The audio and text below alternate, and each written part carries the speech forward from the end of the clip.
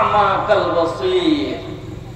একটা চোখওয়ালা লোক আর একটা অন্ধ লোক যেমন এক সমান হতে পারে না, ওই রকমই শিক্ষিত আর অশিক্ষিত কোনোদিন সমান হতে পারে না। কেমন করে পারে না? এবার আপনাকে একটু মূল্যবান শিক্ষার শুরু থেকে নিয়ে আসছে। শিক্ষা হলো দু প্রকারের। অল্প সময় নিব, একটু কথাটা ভালো করে শুনবেন। শিক্ষা হলো দু প্রকারের, একটা হলো দ্বীনি শিক্ষা আর একটা হলো জেনারেল শিক্ষা। দ্বীনি শিক্ষা কোরআন হাদিসের শিক্ষা, জেনারেল শিক্ষা আপনার হলো সায়েন্স, ভৌত বিজ্ঞান, জীবন বিজ্ঞান, জিওগ্রাফি, আরো যত কিছু আছে মোট কথা, যাতে থেকে আপনার ডাক্তার হয়, ইঞ্জিনিয়ার হয়, বৈজ্ঞানিক হয়, দার্শনিক যত হয় এরকম পথে থেকে। এটা হলো দুনিয়াবী শিক্ষা। দ্বীনি শিক্ষা মানুষের দরকার আর দুনিয়াবী শিক্ষা মানুষের প্রয়োজন। দ্বীনি শিক্ষা ছাড়া তো চলবে না, দুনিয়াবী শিক্ষা মানুষের দরকার আছে, নাই?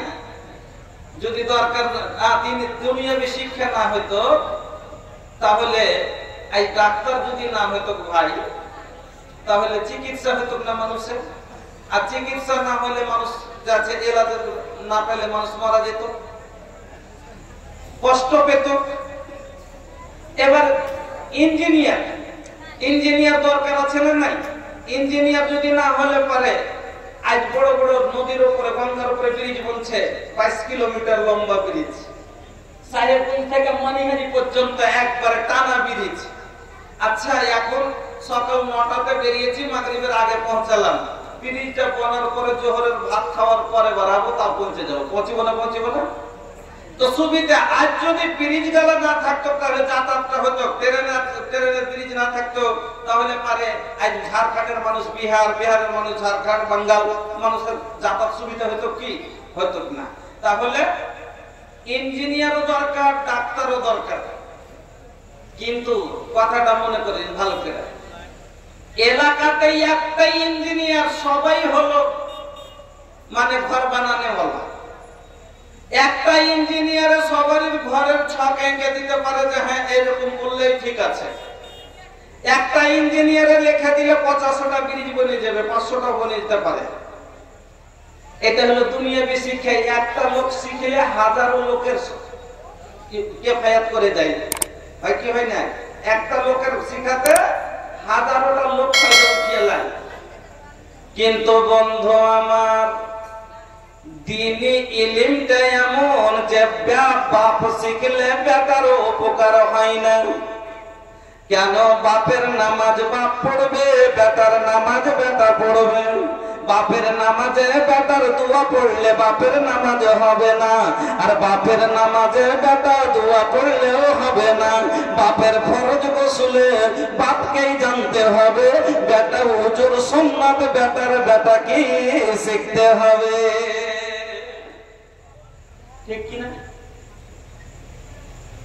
ঠিক কিনা? বাপের ওযু করাতে বেটার নামাজ হবে না। বাপের ওযু ফরজ গোসলে বেটা পাক হবে না।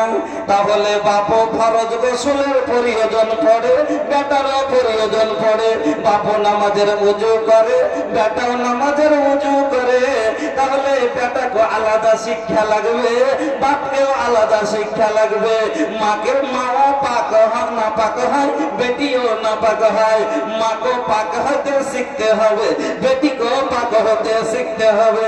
এই জন্য দুনিয়াবী ইলম নয়, দ্বীনি ইলমের ব্যাপারে নবী মুহাম্মদুর রাসূলুল্লাহ সাল্লাল্লাহু আলাইহি ওয়াসাল্লাম বললেন, তালাবুল ইলম ফরিদাতুন আলা কুল্লি মুসলিম। প্রত্যেক মুসলমান নর নারীর উপরে দ্বীনি শিক্ষা ফরজ করা হলো। প্রত্যেক নর নারীর উপরে দ্বীনি শিক্ষা ফরজ করা হলো। এই কারণে, কেন? নামাজ ফরজ, রোজা ফরজ, হজ ফরজ, যাকাত ফরজ। কিন্তু নামাজ পড়তে গেলে শিক্ষা লাগবে না?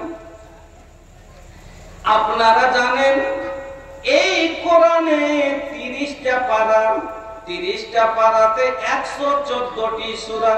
এই 114 সূরার ভিতরে ওয়াহদানিয়াতের কথা, এই কোরআনের ভিতরে রুবুবিয়তের কথা, এই কোরআনের ভিতরে উলুহিয়তের কথা, এই কোরআনে জাহান্নামের কথা, এই কোরআনে দোজখের কথা, এই কোরআনে বাপ মার খেদমতের কথা, এই কোরআনে সব মিরাসের ভাগের কথা, এই কোরআনে শেফার কথা, এই কোরআনে যত রকমের একটা মানুষের জীবনে প্রয়োজন সব কথা ভরা আছে।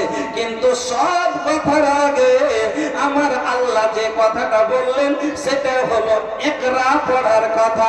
নামাজের কথা আল্লাহ পরে বললেন, রোজার কথা আল্লাহ পরে বললেন, যাকাতের কথা আল্লাহ পরে বললেন, হজের কথা আল্লাহ পরে বললেন, বাপ মায়ের খেদমতের কথা আল্লাহ পরে বললেন, উলুহিয়তের কথা পরে বললেন, রুবুবিয়তের কথা পরে বললেন, আসমায়ে সিফাতের কথা পরে বললেন। কেন আমার আল্লাহ সব আগে শিক্ষার কথা বললেন? কেন না পড়লে না শিখলে উলুহিয়ত বুঝবে না, রুবুবিয়ত বুঝবে না, আসমায়ে সিফাত বুঝবে না, বাপ মার খেদমত বুঝবে না, নামাজও বুঝবে না, রোজাও হবে না।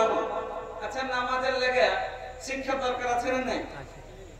নামাজ পড়তে গেলে ওযু করতে হবে, ওযু করতে গেলে ওযুর সুন্নাত কয়টা শিখতে হবে, ওযুর ফরজ কয়টা শিখতে হবে, শিখতে হবে না? সুন্নাত জানি না, ফরজ জানি না, তারতিব জানি না, বিনা তারতিবে ওযু করলে ওযু হবে? কেউ যদি হাতের আগে পা ধুয়ে লাই না বুঝে কাজ করলে ভেজাল আছে ভাই। কেন না বুঝে কাজ করিয়েন না? কেন যে একটা লোক করেছে কি, একটা শিক্ষিত লোক আর ওর বাড়িয়ে নি হলো অশিক্ষিত। তো অশিক্ষিত মাস্টার দিল্লিতে চাকরি করছে, তোকে কইছে এবার ওকে ফোন করে গেছে, হ্যালো अरे कैसन बारू हो? कहते हम तो नीमान बाड़ी। हाँ कहते हम घरे आवत नहीं। कहाँ घरे आवत नहीं जी? कहते हाँ हम